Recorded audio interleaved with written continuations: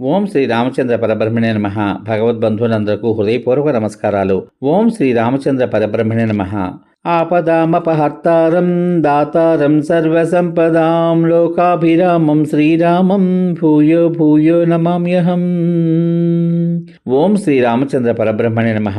శ్రీ వాల్మీకి రామాయణము 4వ కాండ అయిన కిష్కింధాకాండ ఎందలి 58వ సర్గయందలి గల 37 శ్లోకముల యొక్క వచన భావసారాన్ని సంపాతి తన రెక్కలు కాలిపోయిన వృత్తాంతాన్ని చెప్పుట, రావణుని నివాస స్థానమును గూర్చి తెలుపుట అనే కథగా వింటారు. ఓం శ్రీ రామచంద్ర పరబ్రహ్మణే నమః.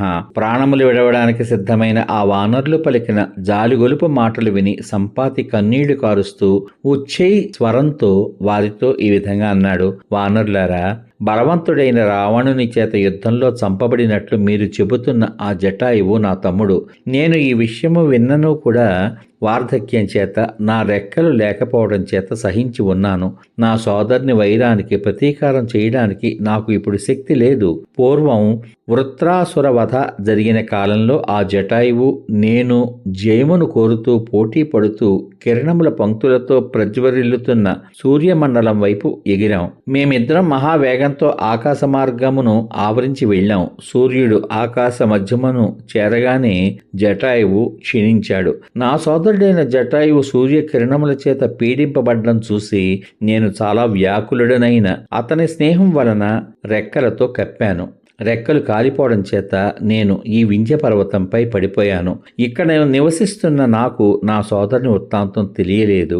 జటాయువు సోదరుడైన సంపాతి మాటలు విని అప్పుడు యువరాజు మహాబుద్ధివంతుడు అయిన అంగదుడు మరల ఈ విధంగా పలికాడు. నీ మాటలన్నీ విన్నాను. నువ్వు జటాయువుని సోదరుడు అయినచో ఆ రాక్షసుని స్థానము గూర్చి నీకు తెలిస్తే చెప్పు. దీర్ఘ దృష్టి లేని ఆ రాక్షసాధముడైన రావణుడు ఇక్కడకు సమీపమునందు గాని దూరమునందు గాని ఎక్కడ ఉన్నాడో నీకు తెలిస్తే చెప్పు అని కోరాడు. పిమ్మట మహా తేజస్శాలి జటాయువు జ్యేష్ఠ సోదరుడు అయిన సంపాతి వానరులకు సంతోషం కలిగిస్తూ తనకు తగిన మాటను ఈ విధంగా పలికాడు. ఓ వానరులారా, రెక్కలు కాలిపోయి పరాక్రమము నశించిన గ్రద్దనైన నేను మాట మాత్రము చేతనైనను రామునకు ఉత్తమమైన సహాయం చేస్తాను. జలము అధికంగా ఉండే వరుణ లోకములలోనూ విష్ణువు 3 అడుగుల చేత ఆక్రమించిన భూమ్యాది లోకములను దేవాసుర యుద్ధములను అమృత మధమును నేను ఎరుగుదును. నేను ఈ రాముని కార్యమును ముందుగా చేయవలెను. ముసలితనం నా తేజస్సును హరించి వేసింది. ప్రాణములు శిథిలములయ్యాయి. రూప సంపన్నురాలు సమస్తమైన అలంకారములు అలంకరించుకున్న అయిన ఒక యువతిని దుర్బుద్ధి అయిన రావణుడు హరించుకొని పోతుండగా నేను చూశాను. ఆమె అలంకారములను కింద పడవేస్తూ అవయవములు కొట్టుకుంటూ రామా రామా లక్ష్మణ అని అరుస్తూ ఉన్నది. నల్లనైన ఆ రాక్షసుని శరీరం మీద ఉత్తమమైన ఆమె పట్టు వస్త్రం పర్వతాగ్రము మీద సూర్యకాంతి వలె ఆకాశం మీద మెరుపు వలె ప్రకాశిస్తున్నది. ఆమె రాముని పేరు కీర్తిస్తున్నది కనుక ఆమె సీతయే అని తలుస్తాను. ఆ రాక్షసుని నివాసం గురించి చెబుతాను వినండి.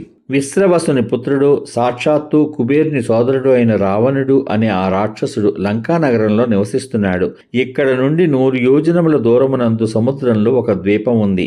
ఆ ద్వీపమునందు విశ్వకర్మ నిర్మించిన రమ్యమైన లంక అనే పట్టణం ఉంది. ఆ లంకా పట్టణంలో చిత్రములైన బంగారు వికారములైన ద్వారాలు, బంగారు వేదికలు గల సువర్ణ ఛాయ గల పెద్ద ప్రాసాదాలు ఉన్నాయి. దాని చుట్టూ సూర్యుని వంటి వర్ణం గల గొప్ప ప్రాకారం ఉంది. ఆ లంకాపట్టణంలో రావణుని అంతఃపురమునందు నిరోధింపబడి దీనురాలైన సీత పట్టు వస్త్రమును ధరించి నివసించి ఉన్నది. రాక్షస స్త్రీలు ఆమెను బాగా రక్షిస్తున్నారు. మహారాజైన జనకుని కుమార్తె అయిన సీతను మీరు అక్కడ చూడగలరు.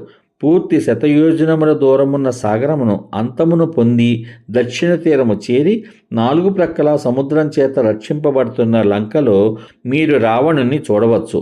మీరు శీఘ్రంగా వెళ్ళి అక్కడనే మీ పరాక్రమాన్ని చూపించండి.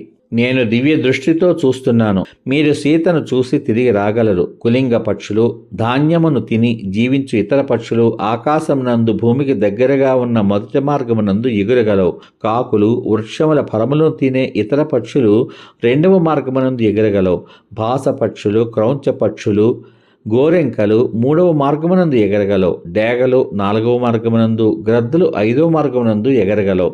గొప్ప బలము, పరాక్రమము, రూపము, యవ్వనము గల హంసలు 6వ మార్గమునందు ఎగురగలవు.